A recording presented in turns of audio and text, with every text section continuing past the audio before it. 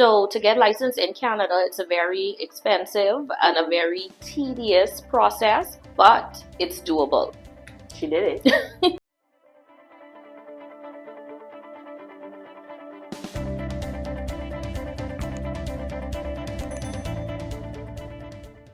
Okay, we are back with Khadija, and we are talking about her immigration story coming here from the Bahamas to Canada. I'm Christina, your friendly Canadian immigrant who is from Jamaica. I came to Canada almost 10 years ago. So this is the $1 million question for me. Nursing is a regulated profession, which means that you have to be recognized by the local authorities as a nurse.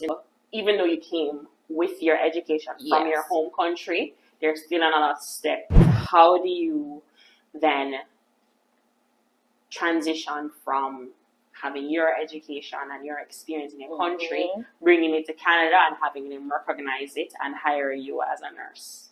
So as you know, I came January 2021. And it is now 2023. It is. And I just got licensed as a registered nurse in the province of Ontario in May of this year, 2023. So that was 2.5 years. Yes. And one of those years was school, but not really one whole year. It was 8 months. 8 months, yes. Consecutive. So you went to school from January to August. Correct. Okay. So January to August, you did a program that's kind of like geriatric nursing. Yes. Okay. But still, even with that program, it wasn't enough to meet the requirements for me to get licensed in Canada. So to get licensed in Canada, it's a very expensive and a very tedious process, but it's doable. She did it. So the first step for anybody that's educated outside of Canada will be NNAS, which is the National Nursing Assessment Service. So for any of my healthcare people or my nurses from abroad, it's similar to CGFNS, and it's for anybody educated outside of Canada. And this body or this organization, what they do is they assess your credentials. Yes. So you have to send in, proof of government issue IDs. They have to be notarized. You have to get forms filled out from your work, sent to them for proof of experience to say, well, hey, Khadija did work as a registered nurse from this point to this point, full time, how much hours a week, which patient population did she serve, what medical, surgical, adult, pediatrics, whatever. You also have to get your regulatory body that issues the license to send them proof of verification as well. So that's the people in Bahamas. Bahamas. Okay. So our nursing council from back home would have to courier to them proof of my license and the information. And I would just like to say that there is most times a fee associated with these agencies filling out the form, as well as having to pay to have it couriered to Canada as well. Yeah, I feel like it's kind of like when you ask a school to send your transcript, you have to pay them for the work. Yes. So, yeah. So also had to have my university, which is University of the Bahamas, fill out the form, have it couriered along with the course syllabus and like transcripts and all of that. And basically, once you send in the education form, the nursing registration form, the practice or your proof of employment, then they would issue you an advisory report. So the advisory report now is what will aid in getting the license, but this advisory report will be sent to the regulatory body in Canada. Okay. So for Ontario, it's the College of Nurses of Ontario. Okay. And this is the organization that will issue your license eventually. Eventually. So I'll just backtrack a little bit. So for NNAS, the fee for an application is $650 US, which is about 800 Canadian. Yeah. And the process can take anywhere from 6 months to 1 year for them to fully go through all the documents and stuff like that until eventually issue the advisory report. And in 2020, 2021, COVID and stuff like that, so processing times were much longer then. So yeah, so this kind of added to my delay. Yeah. But it's doable. It's for those who are willing to endure. So once you submit all of those documents, they'll issue an advisory report. Now the advisory report can say one of three things: either your education from back home is comparable, meaning it's on par with Canadian education for a newly graduated registered nurse. It's somewhat comparable, meaning that there are some similarities, but also some knowledge gaps, maybe some things that you didn't learn in school or didn't go over. And the third one is non-comparable, meaning a lot of gaps, a lot of knowledge gaps. Yeah. So in my case, coming from the Bahamas, my advisory report was non-comparable. Not even middle? Not even in between? Non-comparable. Oh my God. And it's not to say that, Bahamian education is less, because University of the Bahamas School of Allied Health Professional is very good in terms of, the program that it puts on.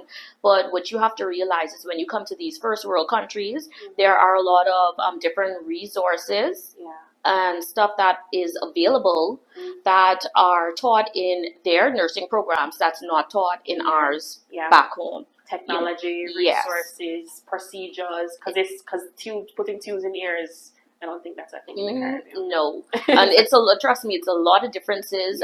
Even in terms of like organ donation and stuff like that. That's things we don't dabble with back home. In terms of like the legal and the legislative aspect of it is also different, as well as the different services like medical assistance in dying and stuff like that are stuff we don't have back home. So things that are not a part of our nursing curriculum. Right. So all of these. That's why they want the syllabus too. I get it. Yes. It's not just your grades.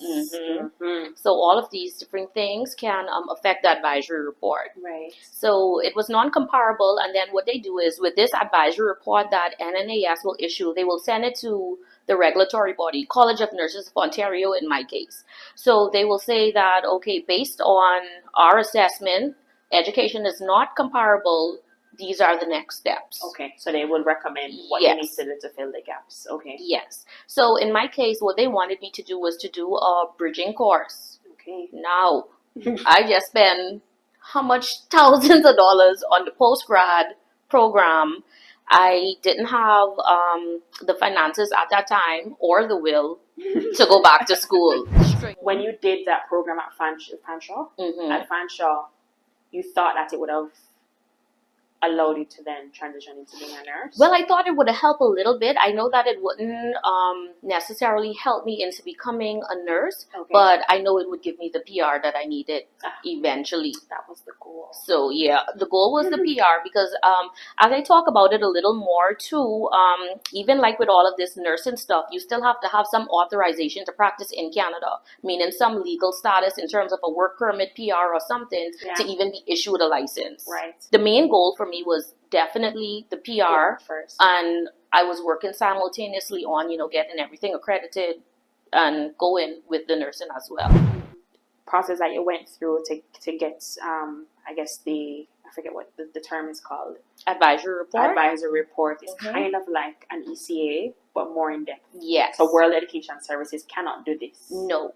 And I would say because for the PR I had to do the WES, and even if what my WES outcome was, even when I submitted my documents for my Bachelor's of Science in Nursing, it was equivalent to a bachelor's degree in Canada, but not in nursing.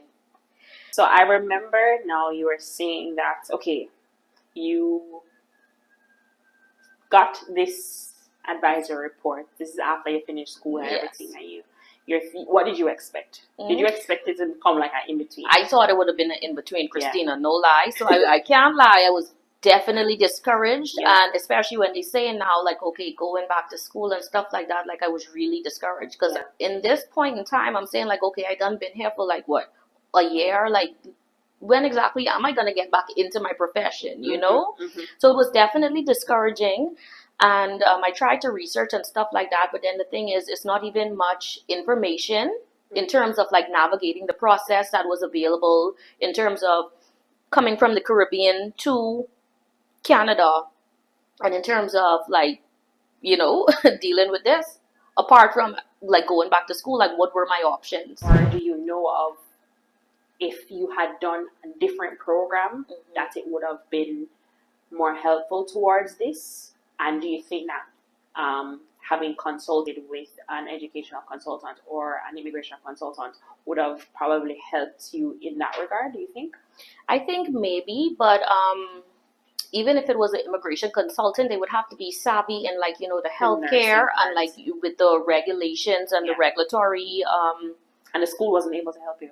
Not much, no, honestly. And then because it's a college, I think what could have been a better option was to do a bridging program, like from the jump. Instead, even bothering with the gerontology, maybe doing a bridging program, because the bridging program would kind of address all the knowledge deficits that they mentioned in the advisory report, as well as once you finish the bridging program, from my understanding, it'll give you the authorization to take the NCLEX, which is the licensing exam. Right. But is the bridging program something that is offered to international students? I'm not entirely sure. That's the thing. And would it have contributed to PR? That's the thing. I don't think so. Sometimes it's hard to get your career goals and your PR goals to line up perfectly. You call it NCLEX, NCLEX, which is a registration exam. So this is where you got to that point, and I think that there were some hiccups with that.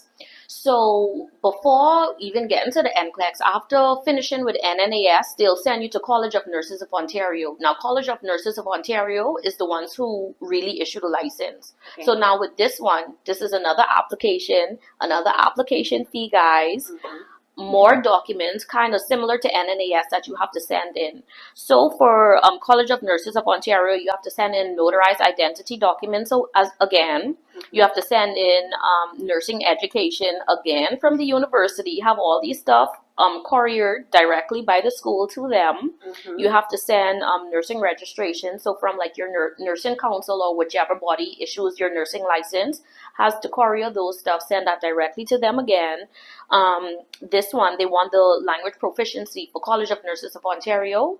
But because of COVID at the time, I'm not sure if they're still doing it, they kind of waived the English requirements once you came from an English-speaking country. So it's all these other requirements that you have to meet before even being eligible for the license. So they have, like, a little jurisprudence exam. So that's like a little $40 Canadian exam. It's an open book test, but it just focuses on, like, the laws in Canada, different stuff like that. You have to do, like, a background check, a health check, and so the first process is to assess your education, basically. NNAS. To say, okay, you look good, you smell good, go through. Or you need to do some other stuff. Yes. All right. Then after you get that, then you have to do a licensing exam. And that's what the NCLEX is. Okay. And in order to do that, you have to provide the same information when you provide the people that over here. So the same information, the same everything. Them can't just borrow it from these people. No. Oh my God. They can't just communicate. Whole heap of money and time. So now you have to do your NCLEX exam.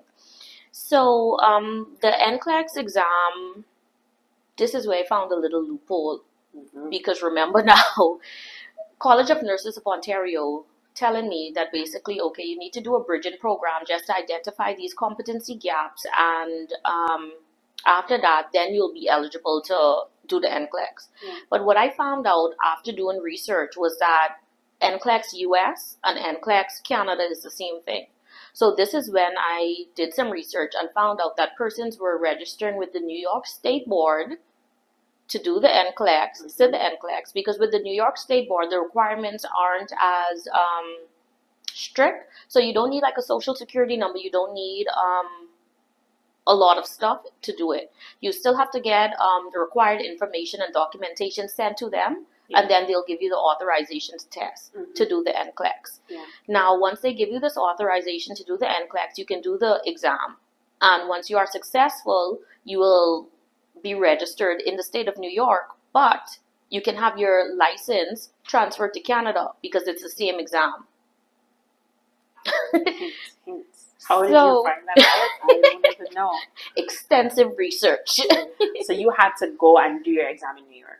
So I was able to do it in Canada. Okay, online. Yes, but I just had to register through New York because Canada would not give me the authorization to take the test. Because you didn't have the required education. But New York says that you have the required education. Yes, because I would say this too, the US is more accepting of international nurses, because even some of my colleagues from back home and stuff like that, they have, like, agencies that would literally take them. So US and Bahamas is on par in that regard. Yes. So definitely a lot easier through the US. So I did the NCLEX. I was successful, and I eventually transferred the license from New York State Board to Canada, and did all the other requirements that they needed, like the jurisprudence exam, the background check, the health check, and all of that.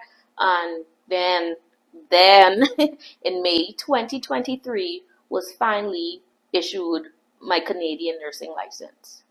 So since now you stopped school in August of 2021, and then all the way till May 2023, what was your job that you did towards your express entry? Because you did through Federal Skilled Worker or Canadian Experience Class express entry. So I do. So Federal Skilled Worker finally come back when they start doing the draws again for the Federal Skilled Worker. That's how I get through. Okay. So I was nearing the 1 year mark for the Canadian Experience Class, but Federal Skilled Worker called before. You were already in the pool. For you. Okay. So you finished school. You did your English test. Yes. And you got your WES. Joined the pool for the Federal Skilled Worker. And you had enough points for when they opened back up to be calling outside of the country, then you were good. Yes. Cool. And then you got the invitation to apply, and that's how you progressed through the immigration system to become a permanent resident. Yes. Through express entry, and which is a typical route and kind of the most popular route is express entry, and usually through having gone to school. So you come as an international student, you get points for that. You work because you have a postgraduate work permit, you get points for that. Then you join the express entry pool, or before, like she said, because you can do Federal Skilled Worker, which is just federal skill, mean that you have the skills for a certain level of job outside of Canada. So you still get points for that. But you get more points if you work in Canada, which she would have had, but she never really needed them. Cool. And then you get the invitation to apply for permanent residency, and you apply for permanent residency. So even though like it took her some time to get through to nursing, you at what point? So 2021 you came. When did you become a permanent resident? January 2023. So I got my invitation to apply 2022 October. So a year and 10 months after being in Canada, you got the invitation to apply for permanent residency. Yes. Which isn't bad. So it's like you kind of have good things going on over here, yes. not so good things going on over here, but altogether it works out. Right? So you got your invitation to apply in October, and then you get PR by January? January 18th, 2023. That's quick. And bear in mind, it maybe took so long because remember they were focusing on Canadian Experience Class, so they weren't even calling Federal Skilled Workers for a good portion of 2022. Yes. So not too bad. It worked. God, divine intervention. Yes, a hint. Like if you think you have enough points, and you can always check and calculate the points. I'll link it somewhere on the screen. How to calculate the express entry points, because maybe you'll qualify before you have your 1 year experience in Canada if you are already working as a professional in your country. Right? And that worked out for her in that case. So that is the process to become a regulated nurse if you're from the Bahamas. Is it the same from other Caribbean countries? Probably similar.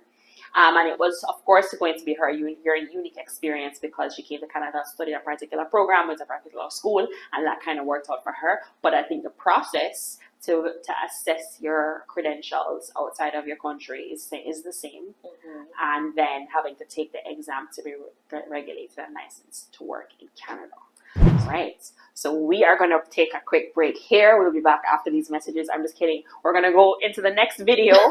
Depending on when you're watching this, is out yet, or if it's not out, it's going to come out the next Sunday after this episode. So thank you so much for sharing your journey to becoming a nurse in Canada. It took 2.5 years, but it took a year and a half, a little bit over a half to become a permanent resident. So everything didn't line up perfectly, but it worked out. In the next episode, we're going to talk about what job, like what did she do in the meanwhile to accumulate points towards express entry. How was it like finding a job in Canada, and then Canada and beyond. Stay tuned. Watch the next episode when it comes out, or watch it now if it's already available. The playlist is going to be somewhere on the screen. Thank you so much for watching. Hit the like button, hit the subscribe button, share this with anybody who you think it may be helpful to, and we will see you in the next video.